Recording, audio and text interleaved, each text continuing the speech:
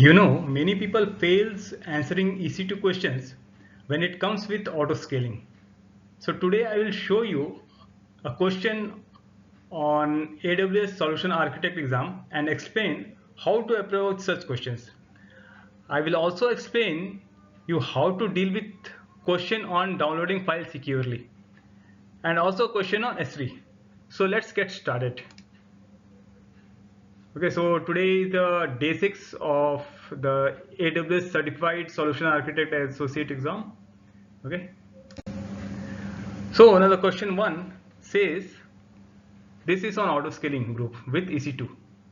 Okay, so question says a company is experiencing sudden increase in demand. The company needs to provision large Amazon EC2 instances from an AMI. Okay, the instances will run in an auto scaling group.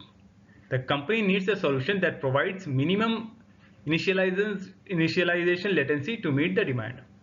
So which solution meets these requirements? So option 1 says use the AWS EC2 register image command to create an EMI from a snapshot. Use AWS step functions to replace the AMI in the auto scaling group. Option 2 says enable Amazon EBS fast snapshot restore on a snapshot and provision an AMI by using the snapshot and replace the AMI in the auto scaling group with a new AMI. Okay, so option 3 says enable AMI creation and define lifecycle rules in Amazon Data Lifecycle Manager and create an AWS Lambda function that modifies the AMI in the auto scaling group. And option 4 says use Amazon Event Grid to invoke AWS backup lifecycle policies that provision AMIs and configure auto scaling group capacity limits as an event source in Event Grid. Okay, so what are the key points in these scenarios? Okay, the company experienced sudden spikes in demand. Okay, and company need large EC2 instances from an AMI. Okay, so and they are using an auto scaling group. Okay, and the requirement is minimum initialization latency. Okay, so these are the key points. Okay, so let us analyze each options one by one. Fine. So the option 1, so it says using EC2 register image to create AMI from a snapshot and use AWS step function to replace the AMI in the auto scaling group. So what we get from it? So creating an AMI from a snapshot is valid, but AMI creation process and replacing it in the ASG via step function adds extra latency. Okay, so this doesn't guarantee minimum initialization latency for sudden spikes. So this is not ideal in this scenario. Fine. So now let's see option 2. So it says enable Amazon EBS fast snapshot restore on a snapshot, provision an AMI by using snapshot, replace the AMI in the auto scaling group with the new AMI. Okay, so EBS is a EBS fast snapshot restore allows snapshot to restore to new volume very quickly and reducing reboot time significantly. Fine. Okay, fine. Okay, so using this FSR fast snapshot restore with an AMI ensures instance launch with minimum initialization latency. So this directly addresses sudden demand and minimum boot time. So option 2 is the correct one. So let us see why option 3 and 4 are incorrect. Okay, so it's saying enable AMI creation and define lifecycle rules in Amazon DLM. Create an AWS Lambda function that modifies the AMI in the auto scaling group. See, what is the problem with this? DLM automates AMI creation, but Lambda function to modify some AMIs still introduce latency, that is delays. Okay, so it adds operational complexity and latency. Okay, so use Event Bridge to invoke AWS backup lifecycle policies that provision AMIs and configure auto scaling group capacity limits and event source in Event Bridge. Okay. So again, AWS backup and Event Bridge integration is scheduled for backup and restore, not for instance AMI provision. Okay, fine. And so not suitable for sudden spike. Okay. So the best choice is option 2. Enable Amazon EBS fast snapshot restore and snapshot. Okay, fine. So reason. So fast snapshot restore allows near instant EC2 volume provisioning, and when paired with AMI in auto scaling group, it minimizes instance initialization time, which is exactly what is needed for sudden demand spikes. Fine. So these are the reasons. Now let's move to question 2. So the question 2 says a company needs to provide its employees with secure access to confidential and sensitive files. The company wants to ensure that the files can be accessed only by authorized users. The files must be downloaded securely to employees' devices. The files are stored in an on-premises Windows file server. However, due to an increase in remote usage, the file server is running out of capacity. Okay. So here the file must be downloaded securely to employee's device. Fine. So which solution will meet these requirements? So let's see the options. Option 1 says migrate the file server on an Amazon EC2 instance in a public subnet. Configure the security group to limit inbound traffic to employee's IP address. Okay. Option 2 says migrate the files to an Amazon SFX for Windows file server system. Integrate the Amazon FSX file system with the on-premises Active Directory. Configure AWS client VPN. Okay. So option 3, migrate the files to Amazon S3 and create a private VPC endpoint. Create a sign URL to allow download. Fine. And option 4, migrate the files to Amazon S3 and create a public VPC endpoint. Allow employees to sign on with AWS IAM Identity Center. That is AWS single sign-on. Okay, fine. So now let's analyze the requirement carefully. Fine. So the requirement says employee must access confidential and sensitive files securely. Access must be restricted to authorized users only. Fine.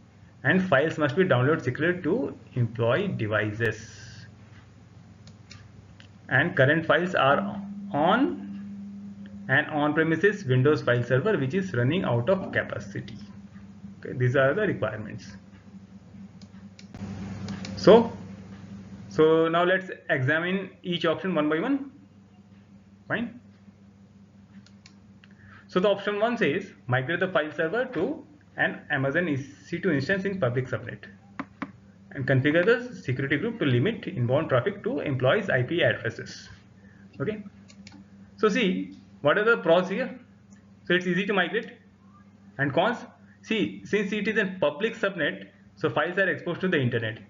Even if restricted by IP, harder to manage security for many remote users with dynamic IPs. So it is not ideal for scaling as well. Okay.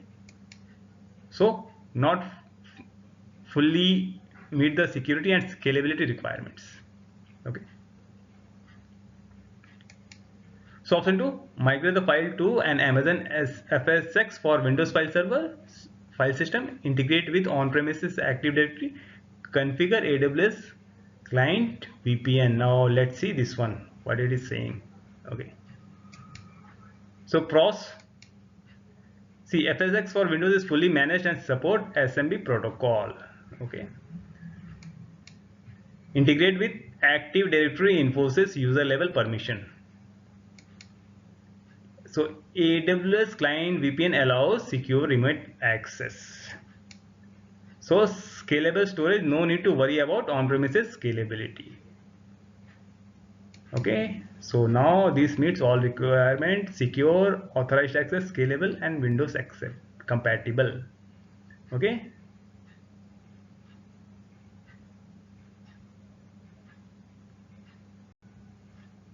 So now let's see why other two options are incorrect.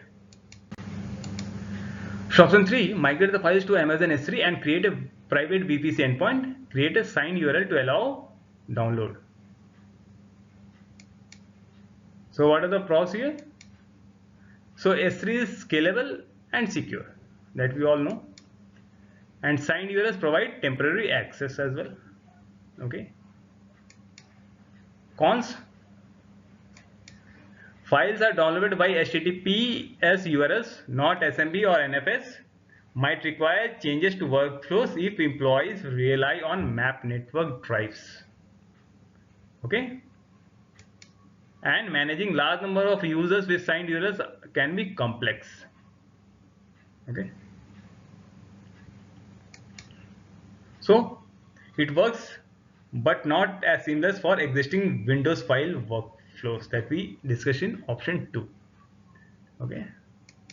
So option 4, migrate the files to Amazon S3 and create public VPC endpoint and allow employees to sign on with AWS IAM center. So that is single sign on. Okay. So again we are coming to public VPC. So it is again see, I already told you that public VPC endpoint and S3 exposure may not be fully secure.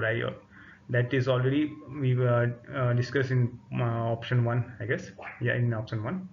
Okay, so public VPC, it's not fully secure, may not be fully secure. Okay, so S3 access via browser or apps is less integrated with Windows file system. Okay, so less secure and less seamless with less seamless than FSX plus VPN solution. That is the option 2. Okay, so option 2 is the correct. So the best solution is option 2. Fine, that we have already discussed. So now let's move to question 3. That is okay. So let's you already know fully managed secure integrates with existing Active Directory, supports remote access and scales easily. That we are using here, the Active Directory. Okay. So now question 3 says, a company that's primarily runs its application servers on premises had decided to migrate to AWS. The company wants to minimize its need to scale its internet small computer system interface ISCSI storage on premises. The company wants only its recently accessed data to remain stored locally. Fine. So which AWS solutions should the company use to meet these requirements? Fine. So option 1 says Amazon S3 file gateway. Option 2, AWS storage gateway, tape gateway. So AWS storage gateway, volume gateway, stored volumes. And option 4, AWS gateway, volume gateway, cached volumes. Okay. Now let's analyze these options one by one. So Amazon S3 file gateway. So it provides file-based NFS SMB access to objects in Amazon S3. Not block-based ISCSI. So it doesn't meet the requirement for ISCSI storage. So it's not suitable. Question mention. Okay, ISCSI. Okay, ISCSI storage. Fine. So option 2, AWS storage gateway, tape gateway. So it is used for backup and archival. Emulates the virtual tape library. Okay, not used for active data storage or block access. So it's not suitable for application server accessing data via ISCSI storage. Okay. So AWS storage gateway, volume gateway, stored volumes. All data is stored locally with asynchronous backup to AWS. This increases the need for local storage scaling, which the company wants to minimize. So not suitable because the question says minimize its need to scale its on-premises storage. Okay, option 4, AWS storage volume gateway, cached volumes. Frequently accessed data is cached locally while the full data set is stored in AWS. Okay. Provides block based ISCSI access, so it meets all the requirement what was asked in the question. Okay, this setup reduces local storage requirements. Only recent data stays on premises. This cached volume, not the stored volume. Okay, so perfect match for the requirement. Fine.